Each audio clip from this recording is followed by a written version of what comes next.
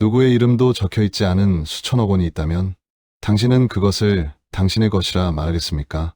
벽지 대신 누런 영수증으로 뒤덮인 기괴한 것이에서 한 노파가 밥 대신 도장을 삼키듯 허공을 찍어댑니다. 이건 내 꽃이야. 아무도 못 꺾어가. 평생을 바쳐 모은 이름 없는 황금을이 모래성처럼 무너져 내리던 그 마지막 밤, 그녀가 그토록 숨기고 싶었던 진짜 이름은 무엇이었을까요? 욕망이 낳은 거대한 감옥, 그 속에 갇힌 한 여자의 서늘한 기록을 지금 시작합니다. 강남 35층 펜트하우스. 엘리베이터 문이 열리면 낯선 냄새가 먼저 밀려옵니다. 오래된 종이 냄새, 잉크 냄새, 그리고 그 밑에 깔린 무언가 오래 닫혀있던 공간의 냄새. 바깥 복도에서 들려오는 강남의 소음은 이 문 앞에서 완전히 끊깁니다. 마치 다른 세계로 넘어오는 경계선처럼. 문을 열면 거실이 나옵니다. 그런데 거실이 아닙니다. 벽지는 보이지 않습니다. 천장 가까이까지 누런 영수증들이 수십 년의 세월을 빽빽하게 덮고 있습니다. 가게 영수증, 복덕방 거래 확인서, 땅값 계산서, 밥값 쪽지, 택시비 메모. 어느 것은 발에서 글씨가 지워지고 어느 것은 여전히 선명합니다. 영수증과 영수증 사이를 테이프 있고 테이프 위에 또 영수증을 붙인 자리도 있습니다. 이 집에 처음 들어온 사람이라면 숨이 막힐 것입니다. 하지만 이 집에는 오래도록 처음 온 사람이 없었습니다.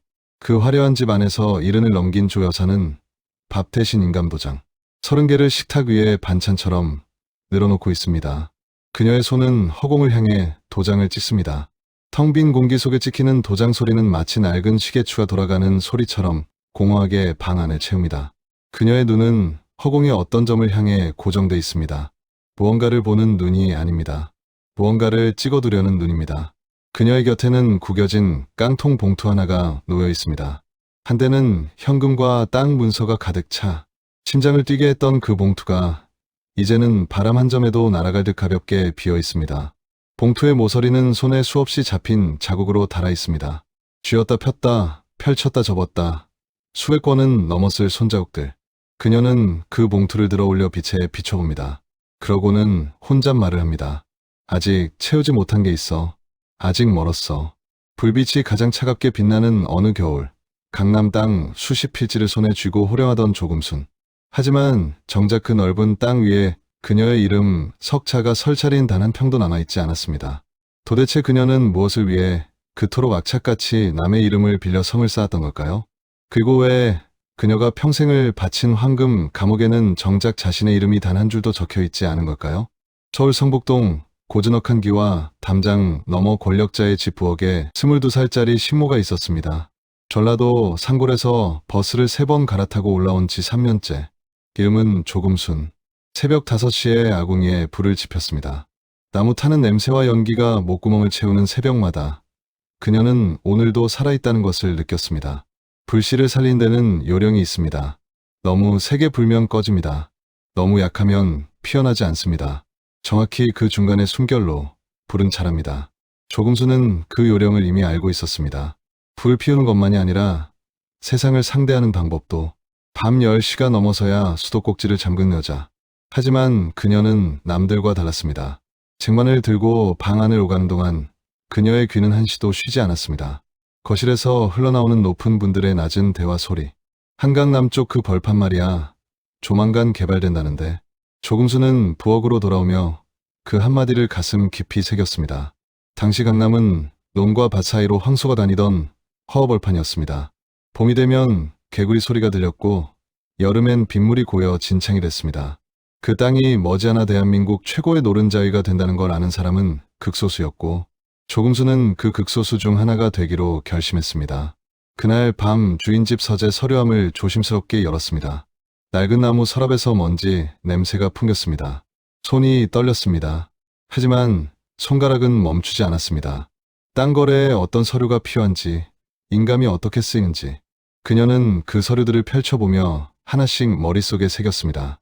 글씨를 완전히 알지는 못했습니다. 하지만 도장의 모양과 쓰임은 알았습니다. 그것으로 충분했습니다. 식모 월급 석탈치를 쥐어주고 손에 넣은 땅 한 떼기. 겉보기엔 아무 쓸모없는 진흙밭이었습니다. 하지만 그녀에게는 세상에서 가장 아름다운 것이었습니다. 그때부터 그녀의 낡은 가방 안에는 항상 깡통 봉투 하나가 들어 있었습니다. 현금과 도장을 넣어 다니던 봉투. 그 봉투를 채울 때마다 심장이 뛰었습니다. 두려움과 기쁨이 뒤섞인 살아있다는 느낌이었습니다. 낮에는 고분고분하게 걸레를 짜던 식모였지만 밤이 되면 그녀는 화려한 가발을 쓰고 복덕방을 누비는 큰손으로 변신했습니다. 가발 아래 얼굴은 낮의 얼굴과 달랐습니다. 이름을 불러주지 않아도 스스로 서 있는 여자의 얼굴이었습니다. 가짜 신분증, 위조인감, 죽은 사람, 떠난 사람, 행방불명된 사람의 이름으로 땅을 사들이는 일. 처음엔 손이 떨렸습니다. 세 번째부터는 떨리지 않았습니다. 10번째부터는 오히려 손이 빨라졌습니다. 강남 개발이 본격화되면서 땅값은 한 달이 멀다 하고 뛰었습니다. 그녀가 산 논 한 떼기가 이듬해엔 2배, 그 다음 해엔 3배가 됐습니다. 복덕방 영감이 그녀를 선생님이라고 부르기 시작한 건 그 무렵이었습니다. 조금순이 가장 강했던 시절이 있었습니다.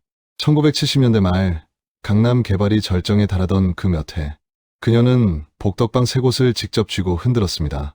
자신의 이름은 어디에도 없었지만 그 3곳에서 이루어지는 거래 중 절반 이상은 그녀의 손을 거쳤습니다.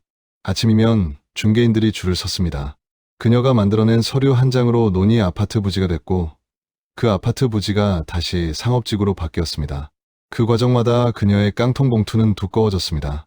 봉투는 어느새 트렁크 가방으로 바뀌었고 그 안에는 다른 사람들의 이름이 빼곡히 적힌 서류들이 가득 찼습니다. 하지만 그 어디에도 조금순이라는 이름은 없었습니다. 그 이름은 아무 쓸모가 없었으니까요. 어느 날 오후 중개인 하나가 거래 서류를 들고 찾아왔습니다. 강남 한복판 200평짜리 상가 부지. 그 서류에는 다른 사람의 이름이 적혀 있었습니다. 조금수는 펜을 들어 서류 하단에 금액을 써넣었습니다. 중개인이 숫자를 보고 숨을 멈췄습니다. 그 금액을 그녀는 단 한 번도 눈을 깜짝이지 않고 썼습니다. 중개인이 물었습니다. 선생님, 이게 맞습니까? 그녀는 도장을 꺼내 그 자리에 찍었습니다. 탁! 그것으로 끝이었습니다.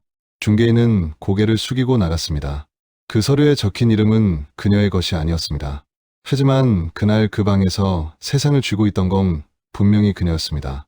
그때까지는 그것이 얼마나 위험한 일인지 몰랐습니다. 전성기가 절정이던 어느 여름, 복덕방 영감이 그녀에게 물었습니다. 선생님, 자식은 없습니까? 조금수는 잠깐 멈췄습니다. 있습니다. 그 한마디만 하고 다시 서류를 펼쳤습니다. 영감은 더 묻지 않았습니다. 그녀의 표정이 더 이상의 질문을 허락하지 않았기 때문입니다. 집에 아이가 있다는 것. 그것은 그녀가 일하는 방식과 어울리지 않는 사실이었습니다. 밤에는 가발을 쓰고 복덕방을 누비고 낮에는 다른 이름의 서류를 들고 은행을 다니는 여자. 그 삶에 아이가 있다는 사실을 그녀는 애써 2칸으로 나눠 놓았습니다.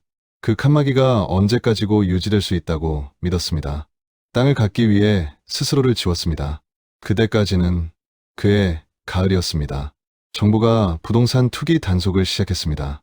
가짜 명예, 위조 인감, 차명 거래. 조 여사가 6년 동안 쌓아온 왕국의 기둥들이 하나둘 흔들렸습니다. 단속반이 복덕방을 뒤지고 그녀가 거래한 중개인들이 잡혀 들어갔습니다. 수사관들이 그녀의 턱 밑까지 오는 데는 한 달도 걸리지 않았습니다. 그녀는 창문 너머 골목을 바라보며 생각했습니다.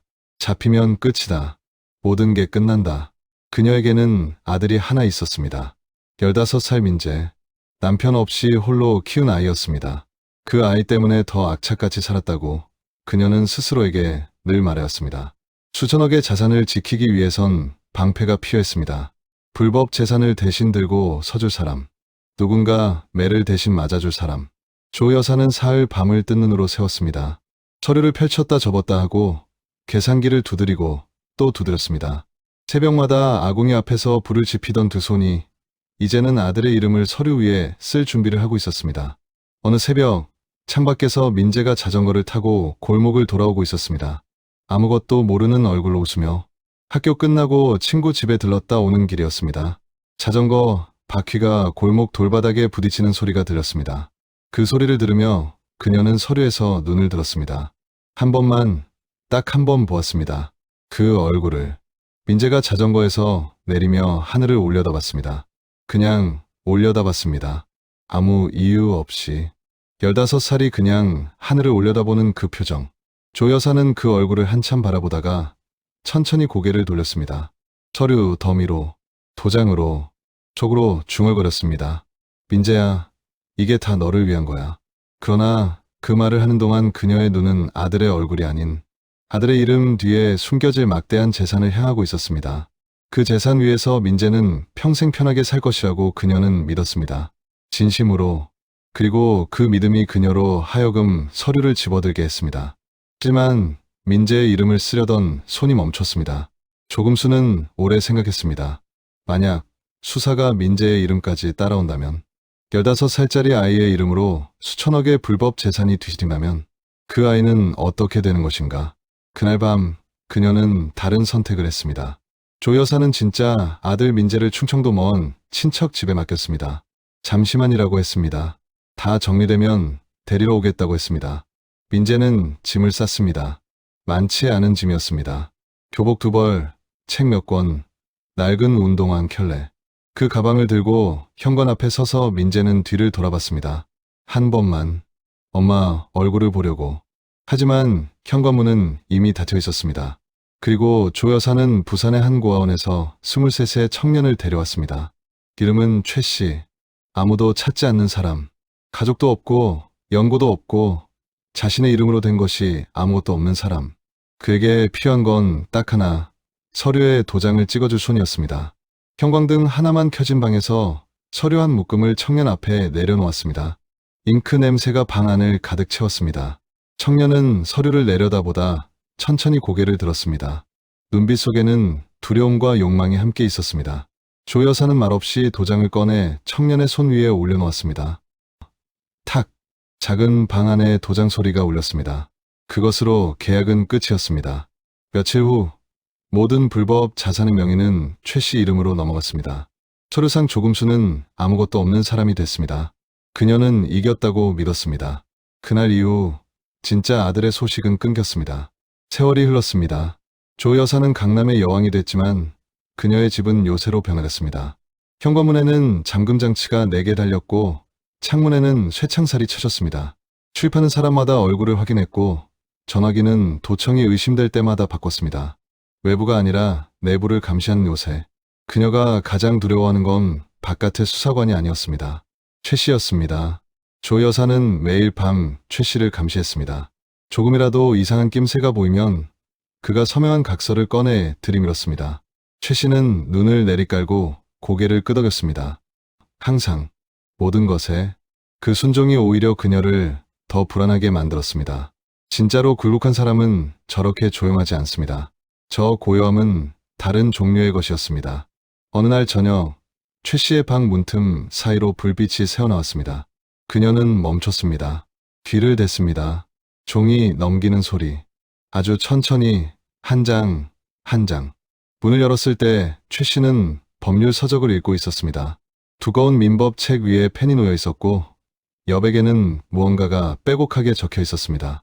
그녀는 심장이 멎는 것 같았지만 아무 말도 하지 않고 지나쳤습니다. 그날 밤 잠들지 못했습니다.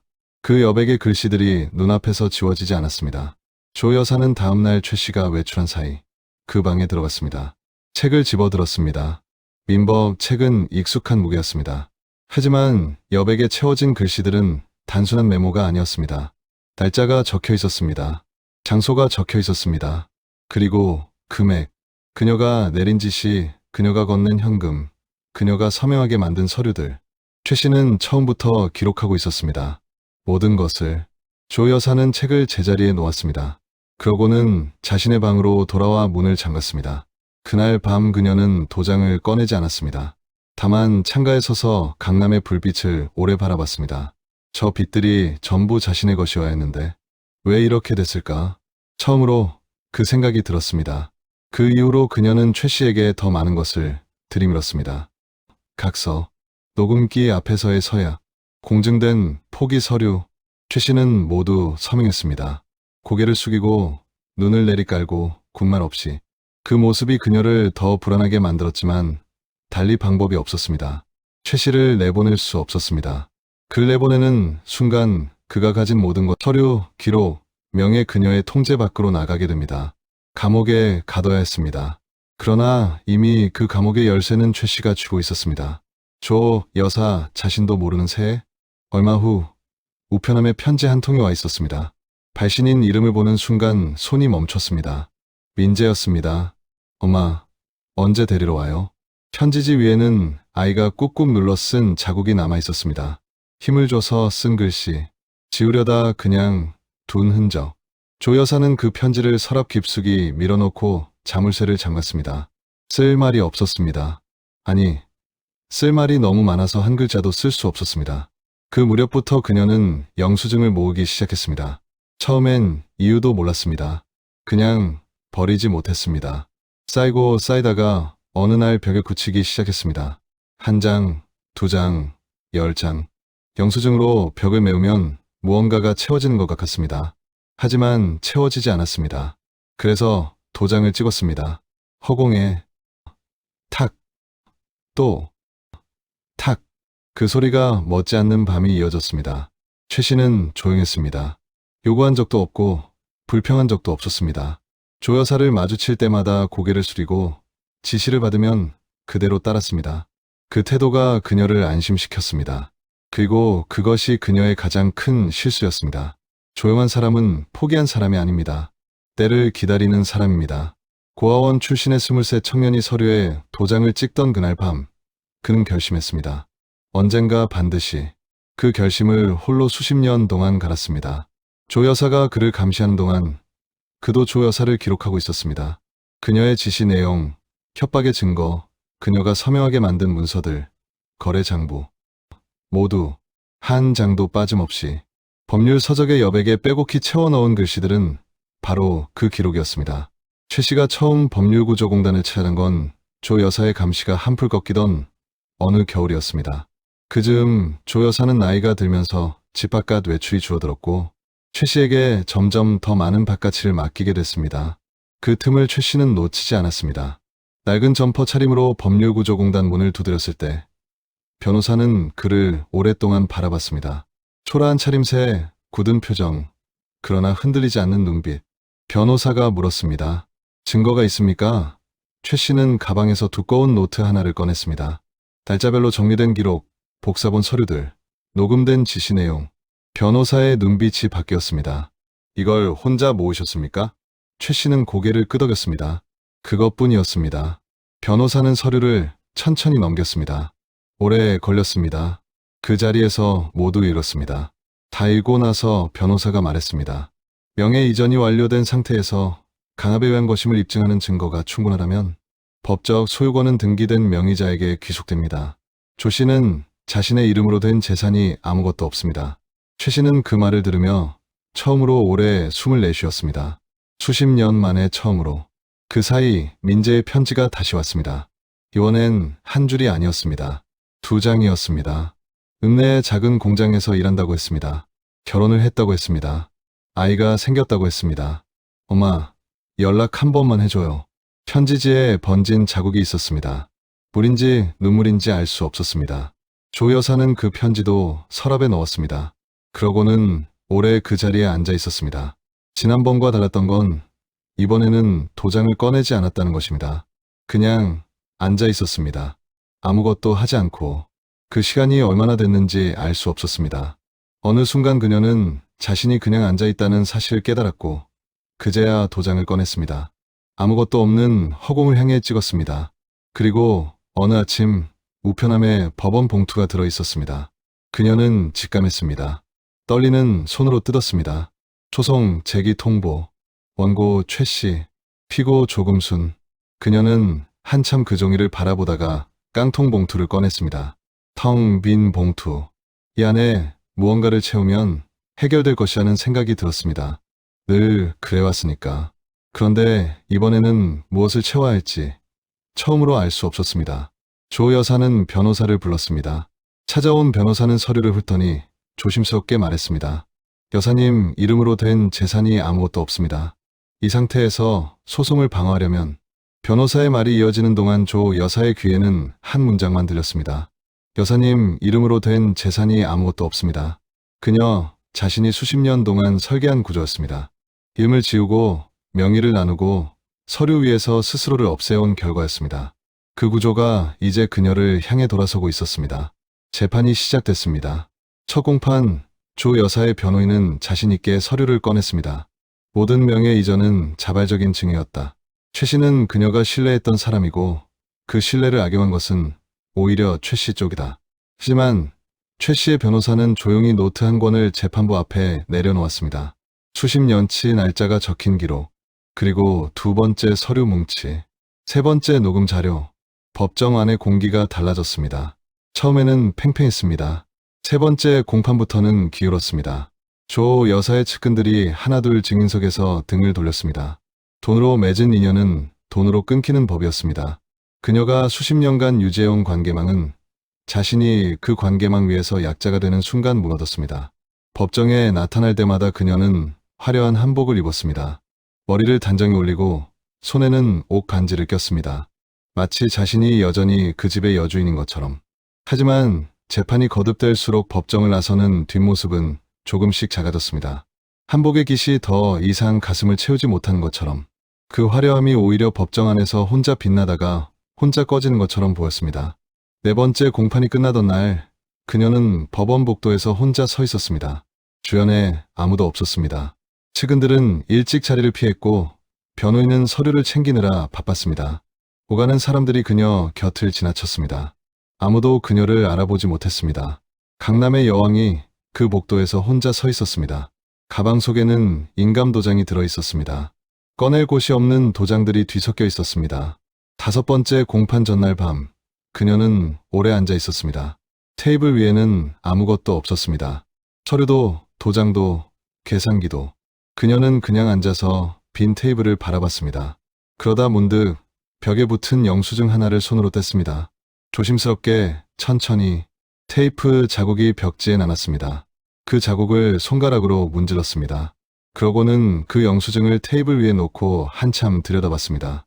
20년도 더 된 복덕방 거래 확인서. 지금은 사라진 복덕방 이름, 지금은 없는 필지 번호, 지금은 다른 사람 손에 넘어간 땅. 그녀는 그 영수증을 조심스럽게 접어서 가방 안에 넣었습니다. 이유는 몰랐습니다. 판결 전날 밤, 그녀는 펜트하우스를 혼자 걸었습니다. 영수증으로 뒤덮인 벽, 반찬처럼 늘어선 인감도장들, 텅 빈 깡통 봉투. 그 봉투 앞에 오래 서 있었습니다. 아직 채우지 못한 게 있다고 생각했습니다. 그런데 그 생각이 이번엔 끝까지 이어지지 않았습니다. 봉투를 쥔 손에 힘이 들어가지 않았습니다. 처음으로 창밖에는 강남의 불빛이 쏟아지고 있었습니다. 평생 손에 넣으려 했던 그 땅들이 환하게 빛났습니다. 빛은 아름다웠습니다. 하지만 그 빛이 자신의 것이 아니라는 걸 이제는 알았습니다. 서랍을 열었습니다. 민재의 편지들이 차곡차곡 쌓여 있었습니다.